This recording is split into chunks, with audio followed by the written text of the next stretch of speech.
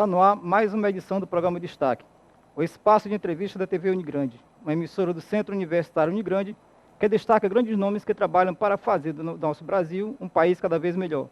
Você pode acompanhar nossa programação aqui pelo Unigrande TV Canal 14 da Multiplay ou pelo nosso canal no YouTube. Participe do nosso programa. Escreva para a gente pelo e-mail dpcomunicação@unigrande.edu.br ou no espaço Fale Conosco no site www.unigrande.edu.br. Lá e nas redes sociais você acompanha o Centro Universitário Unigrande, acompanha a nossa programação e outras informações. No programa Destaque, estamos promovendo uma série de entrevistas com personalidades da sociedade, enfatizando sempre a trajetória pessoal e profissional. Estaremos também discutindo importantes temas relacionados aos problemas sociais do país, assuntos sempre frequentes aqui na nossa programação. O tema hoje é bullying no ensino superior e o efeito sobre o aprendizado. E quem vai conversar com a gente é a educadora e psicóloga Ana Cristina Guilhom Lobo Ximenes, mestre em psicologia, pós-graduada em treinamento esportivo com experiência na área de psicologia clínica e professora da disciplina de psicologia da educação, nos cursos de educação física e letras. E também coordena o Núcleo de Apoio Psicopedagógico do Centro Universitário Unigrande. Professora, seja bem-vinda ao nosso programa. Obrigada. Para começar, eu queria que você explicasse para a gente o que é bullying. Bullying é um termo em inglês que significa um domínio, é uma situação de violência. Ele pode ser tanto psicológico, como ele também pode ser físico. Mas ele é um fenômeno recente ou já acontece há algum tempo? É um fenômeno que já vem sendo estudado já há tempos, mas o termo bullying ele entrou em estudo a partir do século XX e século XXI. E vem cada vez tendo mais preocupação em cima desse tema. Mas o que leva a pessoa a praticar o bullying e como geralmente ele ocorre na educação, na área da educação? Na situação da educação, a gente vê a questão do bullying, geralmente sempre tem uma pessoa que domina, que é o praticante do bullying, e o dominado, que é o que sofre a prática do bullying. E geralmente é uma personalidade de dominação e uma personalidade de dominado. Mas como é que a gente pode identificar, principalmente na área da educação, como o professor pode identificar quando está acontecendo um bullying ali naquele local, no ambiente escolar? Às vezes a situação de bullying pode ser percebida pelo professor quando o aluno não tem um bom rendimento, o aluno está faltando muito às aulas, ele não está acompanhando, ele tem vergonha de entrar em sala de aula, então, pelas notas ou pela frequência. Então, o professor percebe situações de bullying nessas duas situações. Ultimamente, o que a gente tem visto muito nos veículos de comunicação são crimes relacionados, pelo menos as pessoas dizem que os criminosos sofreram bullying na adolescência e usaram, se revoltaram e chegaram a cometer alguns crimes. Isso pode levar realmente ter essa influência na cabeça do indivíduo, no psicológico do indivíduo, ele chegar a cometer alguns crimes, como aconteceu em São Paulo, aconteceu ultimamente? Pode sim. A pessoa pode, como se ela tivesse sofrido essa discriminação, e isso aí pode estar envolvido vários fatores, mas pode ocasionar, sim, uma questão de bullying, levar a surgimento de algo que estava escondido na pessoa. Não só, eu digo assim, que não foi só o bullying que desencadeou, mas o bullying somado a outros fatores, sim, pode vir desencadear. A senhora que trabalha nessa área da educação também, na área esportiva, é comum a gente ver isso, principalmente no ensino superior, porque a gente escuta muito falar de bullying no ensino fundamental, no ensino médio, mas no ensino superior, quando a pessoa já está com a idade, já pelo menos se imagina, que você tem um certo grau de consciência daquilo que prejudica ou não ao outro. Mas pelo que a gente tem visto, no ensino superior também acontece isso. É normal isso acontecer? A senhora já se deparou com algo parecido?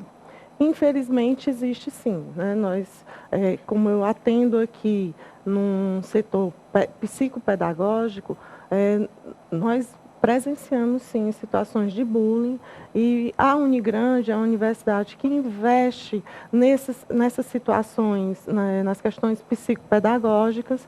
Então, temos esse espaço para que o professor, ao identificar a situação de bullying, pode trazer para o setor psicopedagógico para que sejam tomadas as providências numa equipe multidisciplinar.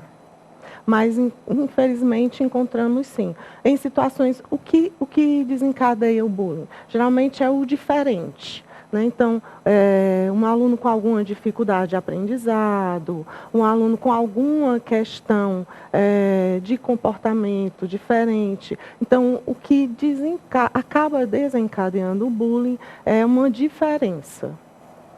Mas qual seria esse tipo de diferença? Por exemplo, eu já ouvi falar de pessoas que, por exemplo, têm uma facilidade de aprendizagem, né, e um certo domínio de alguns temas.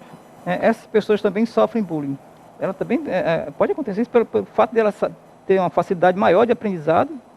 Ela sofre bullying também? Pode. Às vezes o aluno se destaca demais e o fato dele se destacar demais pode ocasionar o bullying, né? E aí surgem as piadinhas, só quer aparecer, só quer ser o mais inteligente. E a questão do bullying está também relacionada à personalidade de cada pessoa.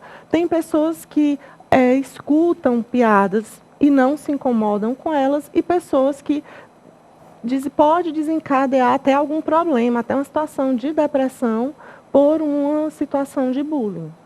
A senhora falou a questão da brincadeira, da piada.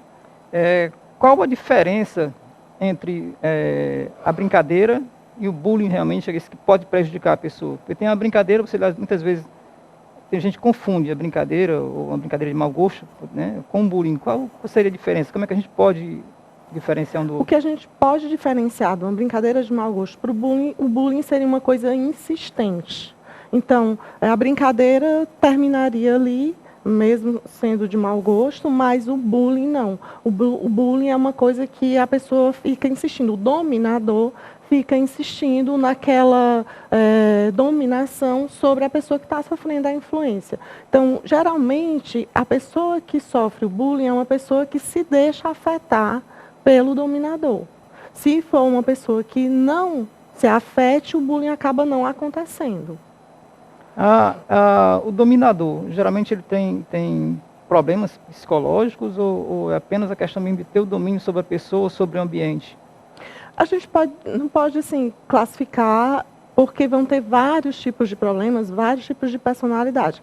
Mas uma coisa, com certeza, o dominador tem. Ele sente prazer em maltratar o outro. Né? Em qualquer que seja o distúrbio que esteja sendo apresentado ali no dominador, o que a gente pode destacar nele, que seria um meio doentio, é em sentir prazer em estar agredindo o outro, né? Em estar conseguindo ferir o outro, sendo com palavras, com o que seja. Já que a senhora falou em ter um domínio do ambiente, geralmente, no ambiente escolar, por exemplo, na sala de aula, você faz esse tipo eu não sei se pode chamar de crime ou de abuso, mas você tem o domínio, mas tem várias pessoas dentro de sala de aula.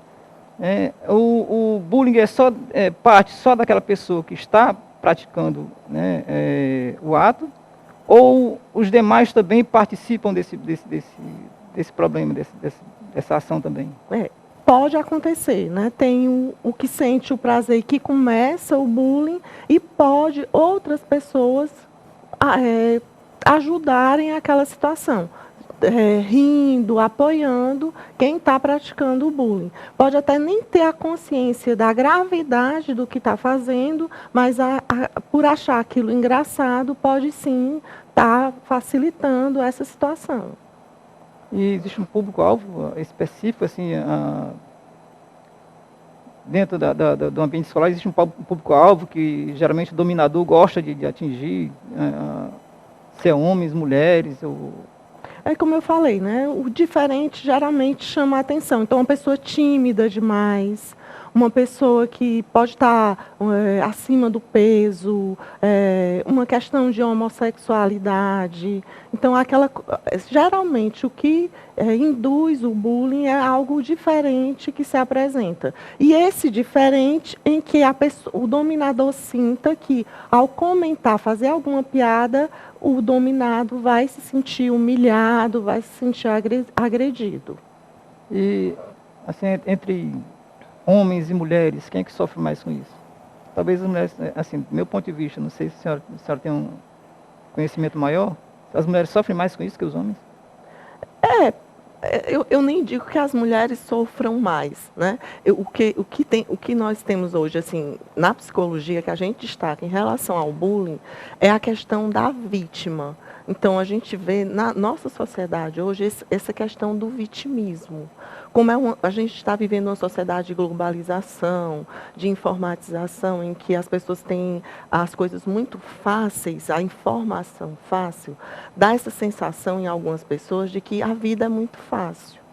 E quando tem que lutar pela vida, começa a se fazer de vítima. Então, como a gente tem essa situação de vitimização nessa nossa sociedade, essa situação aí traz uma facilidade para o bullying. Então, se eu me sinto vítima, eu sou um alvo fácil para ser um alvo de bullying. Uhum. Então, eu nem digo em questão de homem ou mulher. Eu digo assim, que as maiores vítimas hoje do bullying são aquelas que têm uma facilidade a se sentirem vítimas.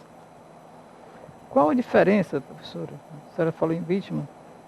Hoje a gente fala muito tem o bullying, tem o assédio e tem a violência doméstica, que também passa por uma questão psicológica. Qual a diferença entre esses três fatores? Por exemplo, o bullying é na área escolar, o assédio no trabalho e a violência doméstica em casa, ou pode acontecer o bullying nas três situações? Pode sim. Né? Agora, o termo bullying a gente vê mais sendo utilizado na área escolar, mas não quer dizer que ele não possa acontecer em outras áreas. Ele pode acontecer sim no trabalho, ele pode acontecer dentro de casa. E, assim, a questão da pessoa sentir o prazer em dominar o outro, em humilhar, em praticar uma violência mesmo verbal, é indício de que aquela pessoa também é capaz de piorar aquela situação. Então, numa casa em que dos cônjuges tem o costume de praticar um bullying verbal com o outro cônjuge, ele pode levar a uma violência doméstica, ele pode ter uma tendência muito grande a esse bullying piorar e virar uma violência física. Já que a senhora tocou na questão da violência física, tem o bullying físico, a violência física e a psicológica. Existe assim um estudo que diga qual é o pior deles? E qual que é mais, digamos, utilizado pelo dominador? Geralmente, o dominador ele começa com um bullying psicológico. Até porque, através do psicológico, ele percebe qual é a melhor vítima para ele. Então, geralmente, um bullying começa com o psicológico, onde ele diz uma piada, diz uma coisa e acaba percebendo o que é que afeta a pessoa e o que é que não afeta. E na hora que ele percebe o que afeta, ele inicia um bullying psicológico, como eu disse, e que a tendência a virar um bullying físico é muito grande. Eu estava dando uma olhada, uma pesquisada, e vi uma pesquisa do Programa Internacional de Avaliação de Estudantes, que é o PISA, bem antigo, já é 2015. E o PISA, nessa pesquisa, ele fala que esse comportamento está presente até no ambiente de residentes e participantes de programas de bolsa de estudos. Quer dizer, que é algo que não está só relacionado só à criança, né? Também está relacionado aos profissionais que a gente imagina, pelo menos, que tem um certo nível de consciência e de respeito um ao outro, né? E a própria pesquisa diz o seguinte: as atitudes mais frequentes são tentativas de menosprezar e minar o trabalho, né? Críticas injustificadas e monitoramento do trabalho, né? 44%, que é essa parte, seguido por insinuações destrutivas e sarcasmo, 37%, e tentativa de humilhar, 32%. Né?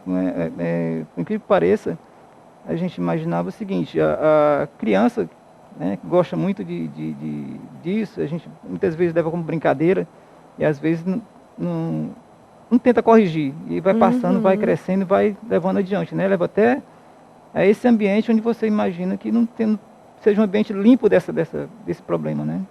É como você tocou, né? Essa situação vem da infância e quando não é corrigida, quando não é educada, ela pode piorar. E é sempre em cima da situação de um prazer em ver a humilhação do outro, em dominar o outro e em ver o sofrimento do outro.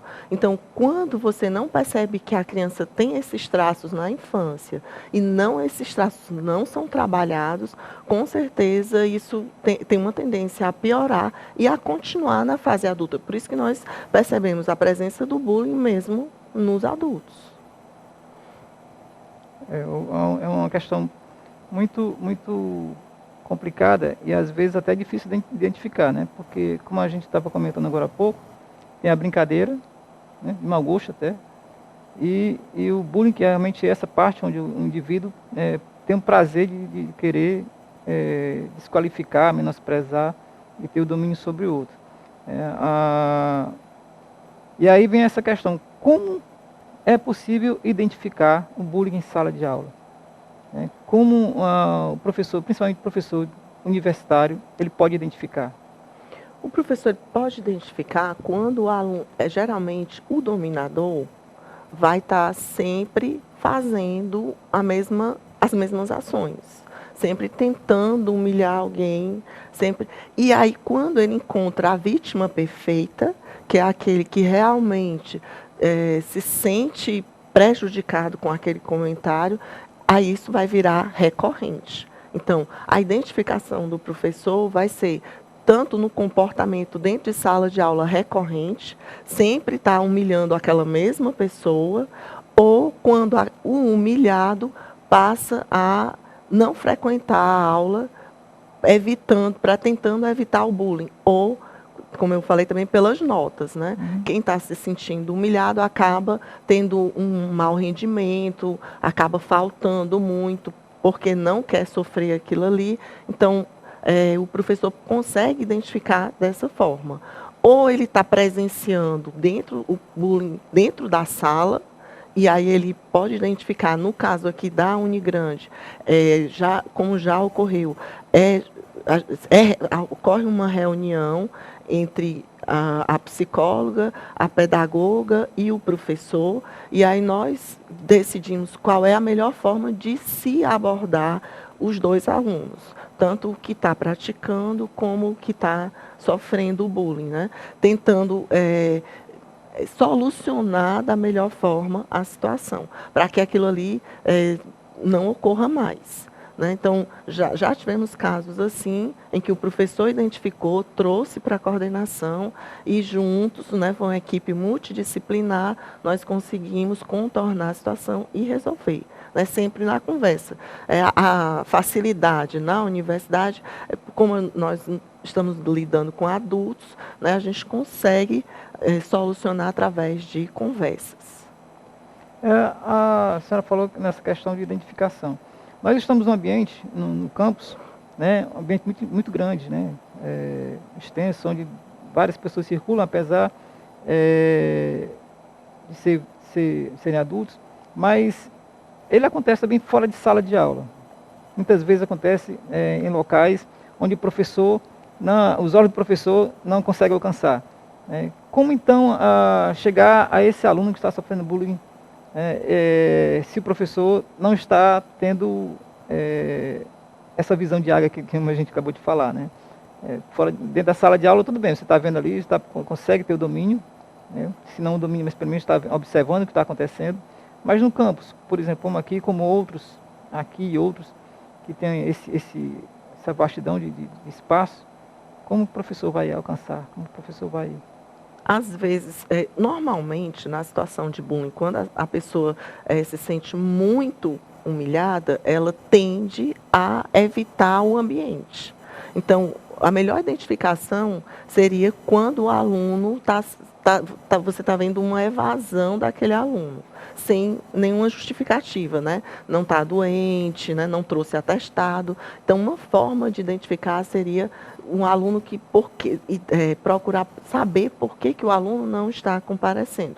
Então, nesse caso, aqui na Unigrande, a gente liga para a casa do aluno, liga para o aluno, e outra forma é você perguntar aos colegas, né, por que aquele aluno não está comparecendo.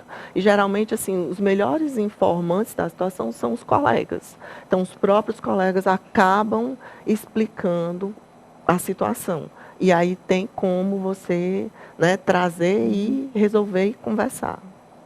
E em relação a agressor, a senhora acabou de falar que já identificaram casos aqui na instituição, no Unigrande. Como a relação com o agressor? Porque existe a forma de relacionamento com o agredido, né? E são duas situações diferentes, né? Agredido e agressor. Como que a instituição se relaciona com essa pessoa agressora para fazer com que ela não distrate mais os seus colegas de aula?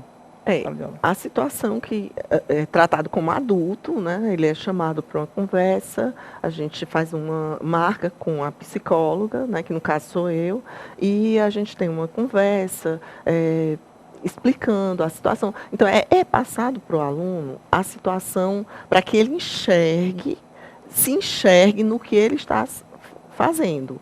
E até assim uma certa...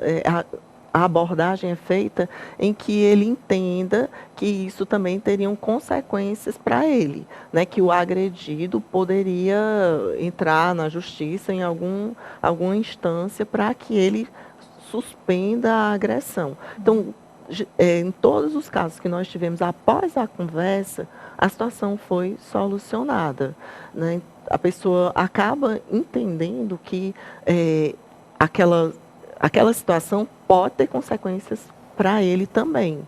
Então, não é só uma agressão a uma outra pessoa, né? Se ele acha prazer naquilo, mas aquilo tem consequências também.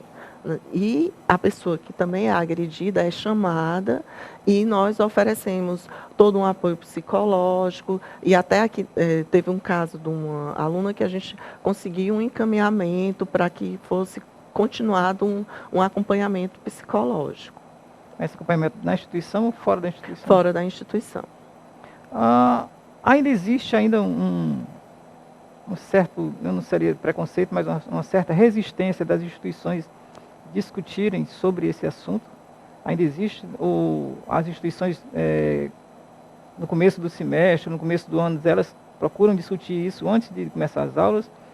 Não, eu me refiro não só aqui à Unigrande, mas se é da conhecimento da senhora, as outras instituições também fazem isso, discutem sobre o tema antes de cada semestre, antes de cada... Eu não vejo resistência, não. O que eu vejo nas instituições que eu conheço, eu vejo uma preocupação e vejo, assim, uma tentativa de solucionar. Não vejo resistência, não. Eu vejo como é um tema que está muito comum e como todos têm consciência que pode levar a uma violência física, então é um tema que realmente está sendo abordado, está tendo preocupação, sim, e eu vejo, sim, uma preocupação e uma tentativa de solução. Não vejo resistência, não.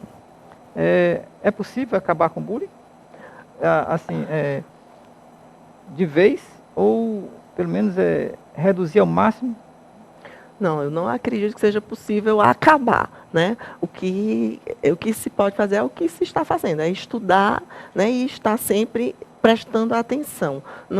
A gente não pode dizer, olha, nós, né, vamos exterminar o bullying, né? Não, porque é uma situação, como é uma situação um pouco que doentia, de sentir prazer na dor do outro, né? É uma situação que você não pode garantir que isso vá parar de existir, mas é um alerta para que se fique sempre preocupado com isso, né, com estudos e quais são as melhores abordagens para solucionar. Mas, assim, acabar fica um pouco difícil. Professora, queremos agradecer a sua participação no nosso programa para discutir um tema tão importante para a nossa sociedade. Eu que agradeço pelo convite. Você pode acompanhar a nossa programação aqui, pelo Unigrande TV, canal 14 da Multiplay, ou pelo nosso canal no YouTube. Participe do nosso programa, escreva para a gente pelo e-mail dpcomunicação, sem o cedilha, @unigrande.edu.br, ou no espaço Fale Conosco, no site www.unigrande.edu.br. Lá e nas redes sociais, você conhece o Centro Universitário Unigrande, acompanha nossa programação e outras informações. Aguardamos você no próximo programa.